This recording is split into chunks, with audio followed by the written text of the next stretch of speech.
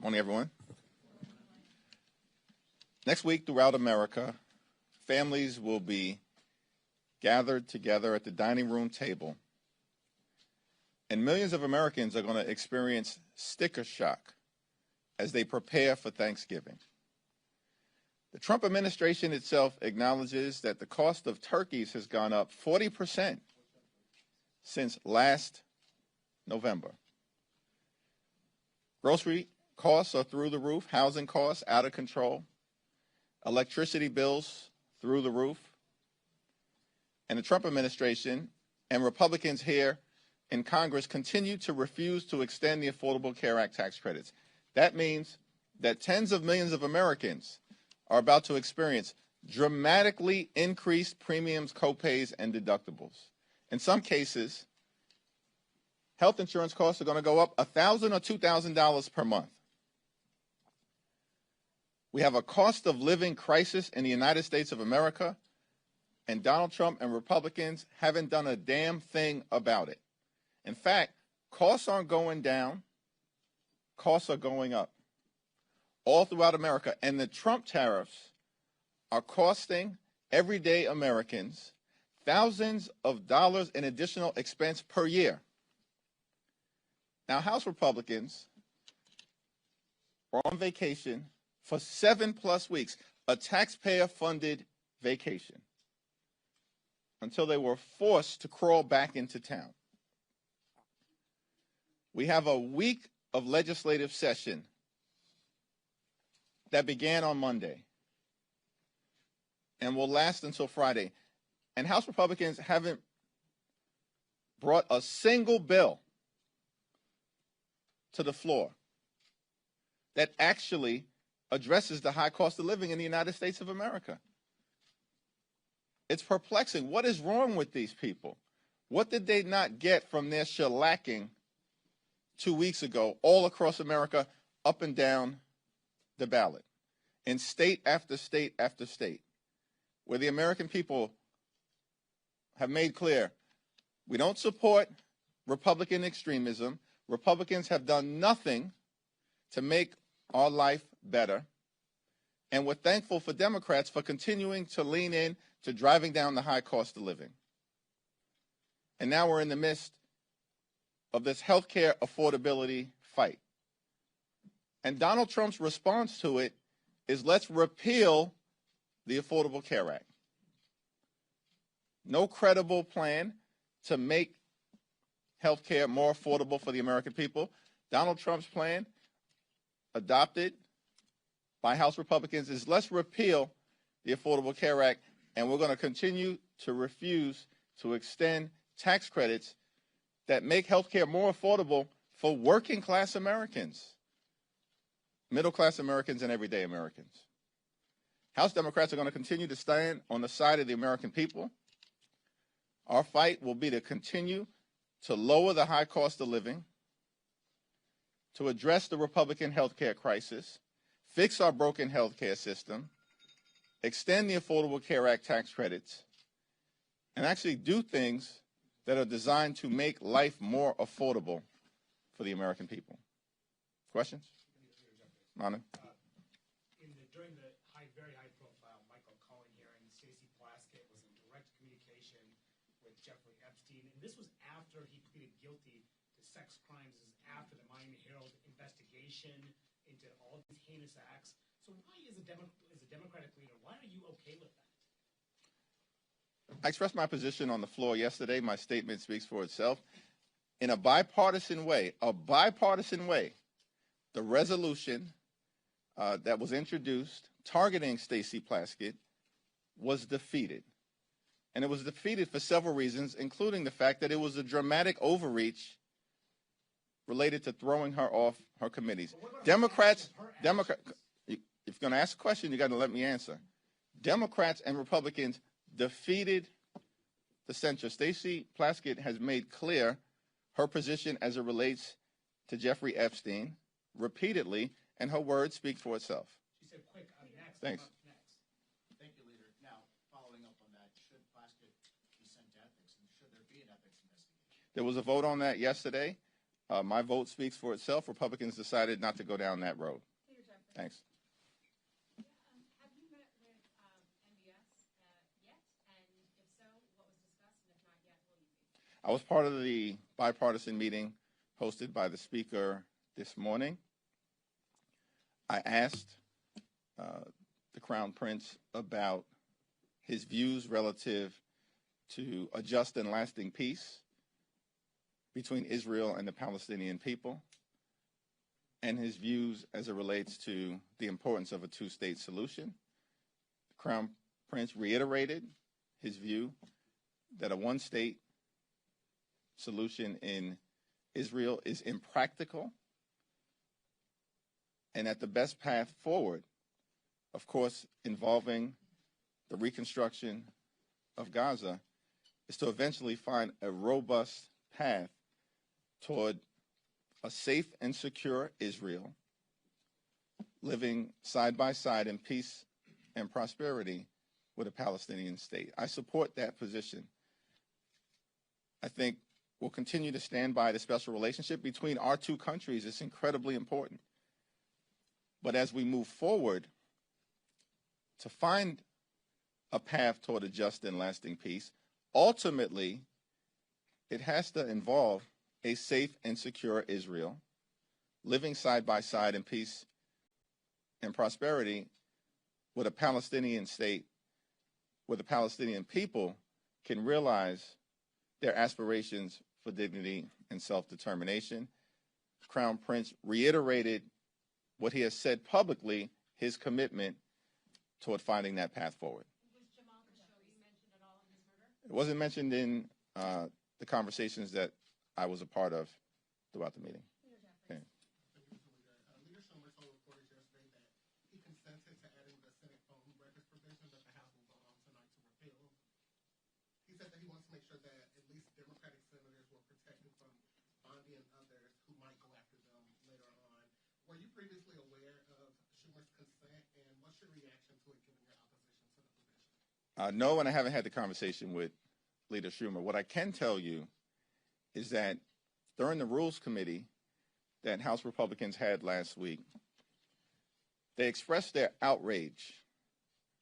Republicans expressed their outrage at this Republican senatorial slush fund that was put into the spending agreement that they all voted for, notwithstanding the outrage that 8 Republican senators have basically built into law a slush fund that will give those senators millions of taxpayer dollars. That's special treatment for United States senators in the Republican Party, part of the bill that they all voted for last week. Now, later on today, we're going to be voting on legislation to remove that Senate slush fund that benefits 8 Republican senators. But apparently there's no agreement between Speaker Johnson and Leader Thune that the Senate Republicans will take up that provision, which reinforces the point that everything that House Republicans do is for show. It's not serious. It's not designed to get an end result. And that's why Republicans are suffering all across the country, why the American people, the overwhelming majority of the American people, know that the country is moving in the wrong direction, that the economy is broken, that the Republican control of the House, the Senate, and the presidency has been a disaster for the American people because everything House Republicans do is for show.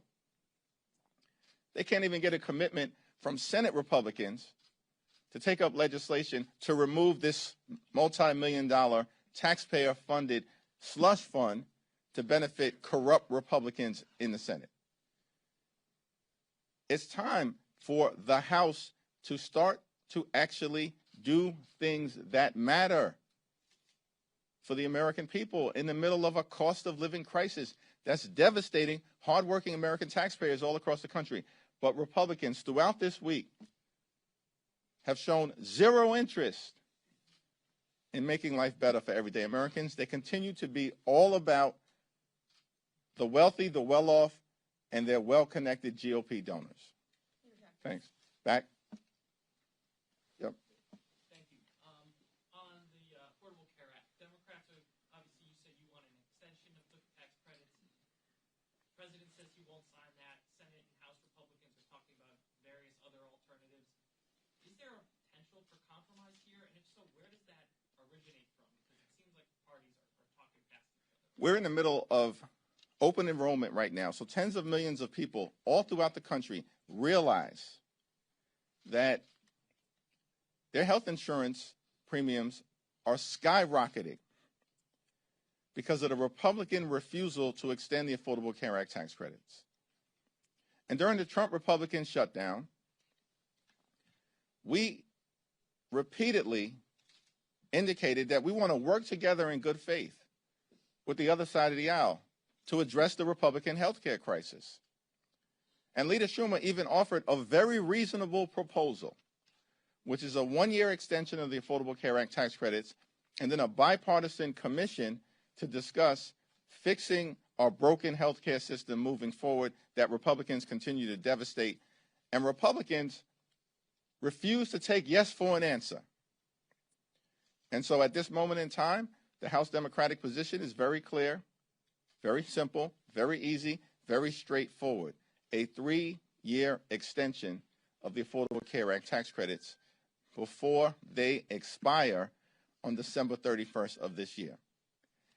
If Republicans refuse to act, the American people will understand why their health insurance premiums are through the roof and why tens of millions of Americans will no longer be able to go see a doctor when they need one.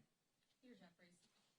Thank you so much, Leader Jeffries. House Oversight Chairman Comer said yesterday on the floor that you had Jeffrey Epstein over for dinner and took money from him back in 2013. This was after he was on the sex offender list. Any comment on that? And will you be holding members accountable regardless of party affiliation if there were any misdeeds related to the Epstein? Was that a serious question or a serious statement from malignant clown James Comer, that I had Jeffrey Epstein over for dinner, that I accepted money from Jeffrey Epstein? What's extraordinary to me about the clown show on the other side of the aisle is that they lie with impunity on things that are objectively verifiable. And why do they do that? It's because for months, Republicans have been burying the Jeffrey Epstein files. Not Democrats. Our view continues to be the same. We want to make sure that what the survivors have asked for, which is full and complete transparency in order to bring about accountability, actually happens. And Congress decisively and in a bipartisan way acted yesterday with respect to the release of the Jeffrey Epstein files. That's a victory for the survivors and a victory for the American people. And Donald Trump needs to sign that bill into law expeditiously. Thanks. Some Republicans have implied that there's been a backdoor deal made for those Republican votes yesterday on the plastic censure in return for not bringing up a Corey Mills censure. Do you have any response to that? And was there a backdoor deal made? What Republicans have suggested that?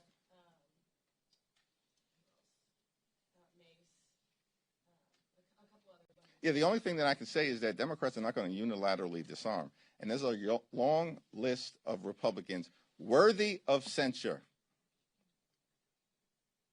A long list of Republicans. Not enough time in the legislative calendar if Republicans want to go down this road of censuring members or throwing them off committees. Thanks. Back row. A couple months ago, you had done an event downstairs with Jared Golden to promote a discharge petition on restoring some collective bargaining rights for federal workers. That discharge petition hit 218 on Monday. I'm just wondering what happens now. Do you anticipate that that will be called up? Will there be a vote on that bill in December? Well, Speaker Johnson is required, pursuant to the discharge petition, to set in motion an up or down vote on restoring collective bargaining for hardworking federal employees. And that's a bipartisan discharge petition that will trigger that vote. So we know the votes exist in the House of Representatives. But this is another example of Republicans attacking hardworking American taxpayers, working families, members of organized labor, everyday Americans and middle-class Americans who benefit from union involvement and union participation and collective bargaining against powerful interests across the country. The House Republican majority has been a complete and total failure. They have failed the American people. Life has not gotten better, despite all of their promises to lower the cost of living on day one. Costs have not gone down. Costs have gone up. And the American people know it's because of failed Republican policies. Thanks. Thank you, Leader Jeffries. Throughout shutdown, you really emerged on the national stage, and President Trump didn't hold back his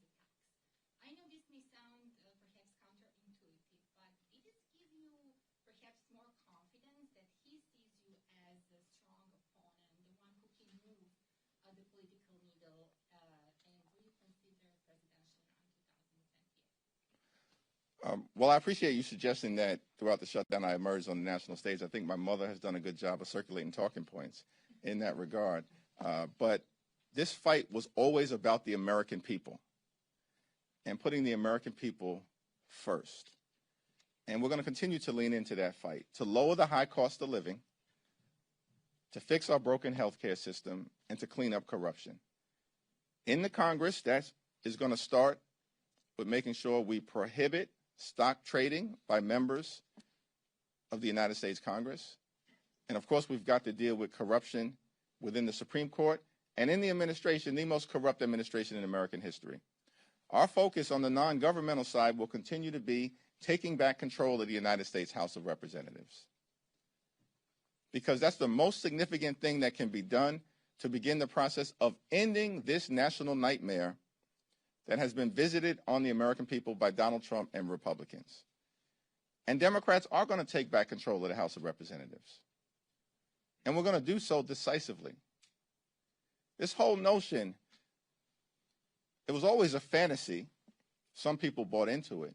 This whole notion that Republicans were going to be able to gerrymander their way into rigging the midterm elections, and Democrats in the House were just going to unilaterally disarm, roll over, and play dead was a fantasy.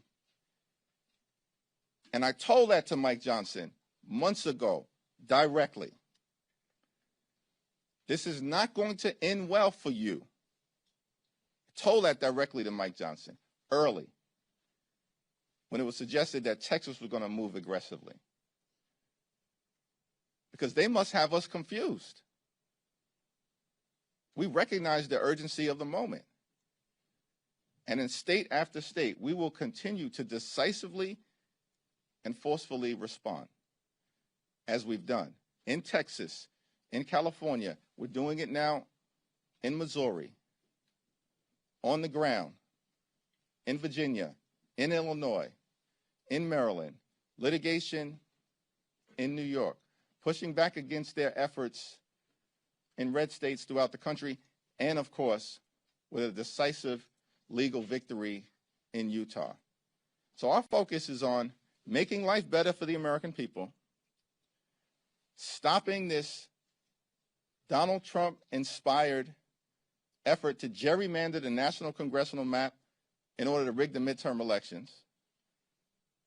They started this redistricting fight. We will end it.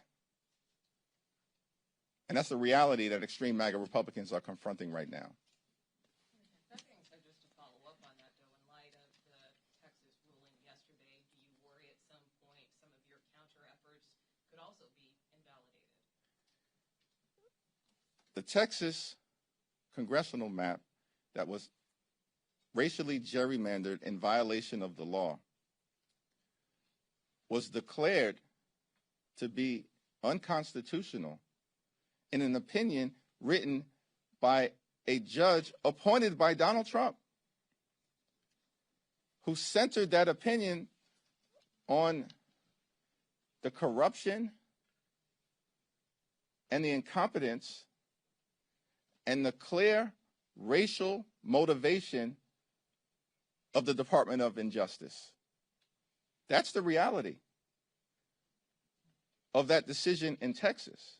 It was as clear as day that Donald Trump and Republicans violated the 14th and the 15th Amendments of the United States Constitution. And then they jammed that gerrymandered map down the throats of the people of the great state of Texas in the dead of night. In California, it was a democratic process that ultimately was presented to the voters in the form of Proposition 50. And I'm thankful for the leadership of Governor Newsom. The congressional delegation in California did a tremendous job with respect to the leadership that we saw from everyone. Nancy Pelosi, Pete Aguilar, Zoe Lofgren, incredible job, but everyone in the delegation, and of course working with our partners in the state legislature, they intentionally leaned into a democratic process that also ensured there was strict compliance with both the Voting Rights Act as well as the 14th and 15th Amendment to the United States Constitution. Very different process. And so the litigation that has been filed, or at least threatened, by the Department of Injustice against the California map is frivolous. And by the way, these people at the Department of Justice are both corrupt and incompetent. So much so that they detonated their own gerrymandering efforts in Texas. And because Texas has fallen, these people are now in full panic mode because they've set in motion a process that is not going to work out well for them in the end. Thanks. Thank you, Mr. Leader. You said just a moment ago that there's a long list of Republicans worthy of censure. Nancy Mace is going to be offering a privileged motion to censure Corey Mills later today. How do you plan to vote on that resolution, and will Democratic leadership be whipping your caucus for this bill? We haven't had a conversation about the resolution because we haven't seen the resolution, so I'll have to take a look at it. Thanks. Yes? President Trump has been posting on social media recently about health care, specifically saying that the only health care that he will support is sending money directly back to the people. Has anyone from the White House or Republican Party approached you or anyone else in the Democratic Party about a specific plan? No, there hasn't been a single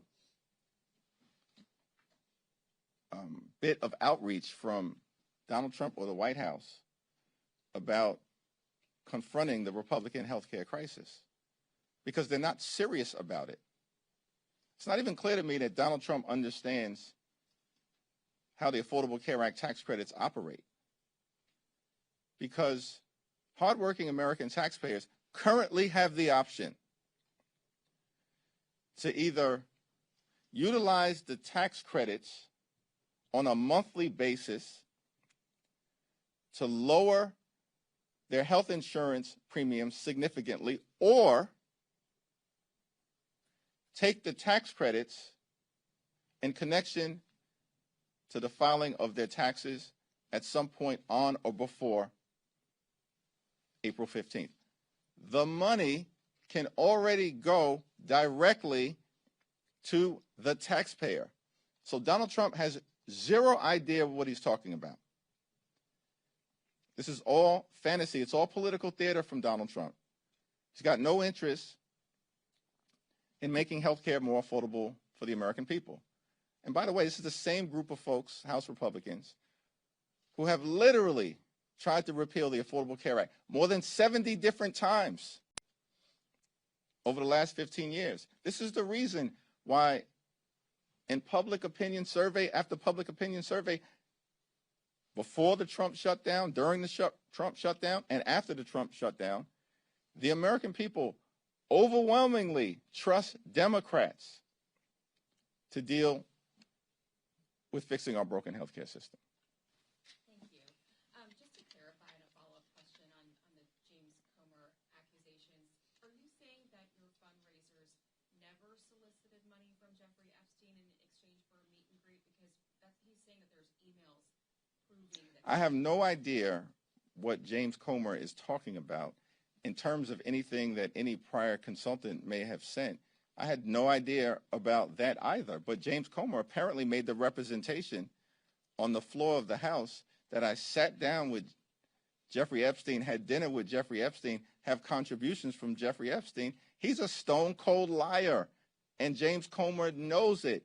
This is all part of an effort to try to deflect from their failures as a House majority to deal with the issues of importance to everyday Americans, and of course, to the fact that Republicans have been running a pedophile protection program for the last several months until the survivors, partnering with a handful of courageous Republicans led by Representative Massey, partnering with Representative Connor and House Democrats, forced Donald Trump, forced Mike Johnson, and forced the Republicans to capitulate so that the American people could have the transparency that they deserve. And just a quick Thanks. follow-up, do you regret that Stacey Plaskett did what she did, and is that something that you would tell other Democrats not to do in the future? I think that Stacey Plaskett has spoken extensively on this issue, and I'll let her words speak for themselves.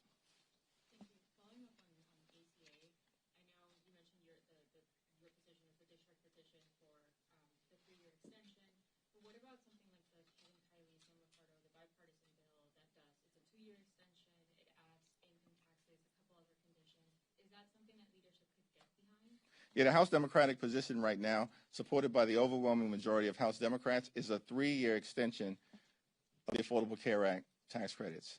Now, Republicans have repeatedly been given the opportunity to take yes for an answer and to address this health care crisis that they've created, which includes but is not limited to the largest cut to Medicaid in American history. That's what they did in their one big ugly bill. And as a result of what Republicans have done, hospitals, nursing homes, and community-based health centers are closing all across the country, including in rural America. This is devastating everyday Americans. And at the same period of time, Republicans set in motion a possible cut to Medicare. They're going after the Centers for Disease Control, $1.7 billion cut to the CDC. That will be the largest cut in American history. In this appropriations process, that's what Republicans are trying to do. They also want to enact the largest cut, about $500 million, to the National Institute of Health. That will be the largest cut in American history. And on top of all of that, Republicans continue to refuse to extend the Affordable Care Act tax credits, jeopardizing the health and well-being of tens of millions of Americans. Mike Johnson has said he's got no interest in dealing with this issue. There's no urgency. We're back this week full-time. He's done nothing. No bills, no discussion, no outreach. Why? Because Republicans aren't interested in making life better for everyday Americans. Republicans, like they did in their one big ugly bill, largest cut to Medicaid in American history, ripped $186 billion in SNAP funding from hungry children, seniors, and veterans. And why did they do all of that?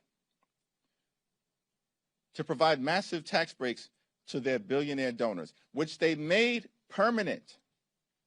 But now Republicans can't even find a dime or the time of day to extend the Affordable Care Act tax credits for tens of millions of working class Americans. Shame on them. Thank you. Thank you.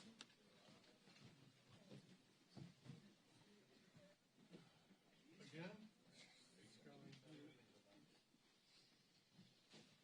Always something. Great job. Hey, great job, everybody. It's like you've never taken a picture of him before. You know, today, most days,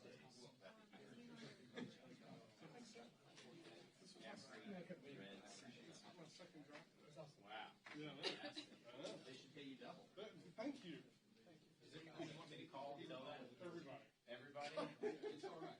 Hey, All the everybody! people. All the people. Does he not like you? He does this sometimes. I was telling Manu, like going to work, I think he hates me because he wrote my question. He goes, he doesn't hate you, he hates your network. Yes. And I was like, okay.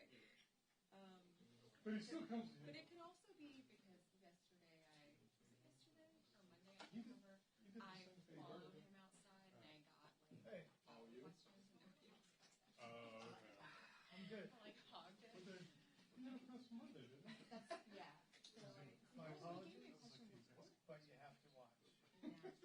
Literally, it was like listening to the same thing.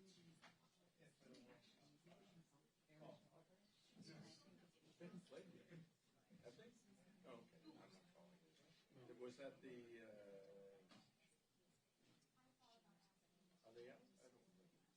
YouTube's 10-minute highlight. yeah. Anyway, I know. it's a Who I wonder is gonna follow. Oh, okay. if you're a scout. Not exactly Scotland. But I Like, I mean, it was great. oh, yeah. Oh, well, yeah, of course, yeah, what's the joy? I feel bad. All right. Okay, see you. Thank you so much. Yeah, absolutely. I know, man. Oh, that was literally, you can replay the press conference that you did Monday. Yes, Yes. It was literally, I'm not lying. It was only a coffee. It was almost identical, man. Yeah. Almost identical. Did I make a mistake? I wanted to watch the highlights. No. Okay. No. I saw something the other day where they, what was the end? 4-2. Scotland. I think that was it. I think they still have a chance of getting in. No, that was it. That was it? Yeah. This was the last of the qualifiers. Oh, okay. I mean, I don't know if Denmark got in or not. I know Scotland, they they didn't, because Scotland won the group. Oh, okay. So I don't know how the rest of it went. It was 2-2 at full time, and they went into